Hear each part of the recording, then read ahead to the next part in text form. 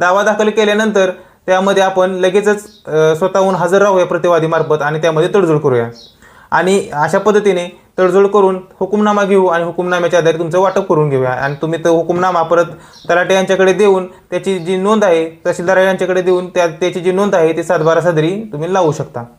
परंतु अशा प्रकारे केलेलं वाटप हे कायदेशीर असतं का? तर नाही. ज्यावेळेस तुम्ही कोर्टामध्ये एखादा तुमचं घरीच तडजोड असताना कोणताही वाद नसताना कोर्टामध्ये येऊन एखादा दावा दाखल करत असता आणि त्यामध्ये तुमचा वाद आहे असं कोर्टासमोर ॲफिडेव्हिटवर सांगत असता त्यावेळेस ते जे वाटप झालेलं असतं ते वाटप बेकायदेशीर असतं. मग ते वाटप तुम्ही कोर्टामध्ये रेग्युलरमध्ये करून घ्या किंवा लोकन्यायालयामध्ये तडजोडीने आवडच्या स्वरूपात घ्या. ते वाटप जे आहे ते बेकायदेशीर असतं कारण तुम्ही त्यावेळेस जो दावा दाखल केलेला असतो तो दावा खोटा किंवा तुमच्या जी घटना घडलेली नाही, कॉज ऑफ ॲक्शन घडलेलंच नाही, दाव्यास कारण घडलेलंच नाही, त्या कारणावर आधारित तुम्ही तो दावा खोट्या स्वरूपाचा केलेला असतो. त्यामुळे तो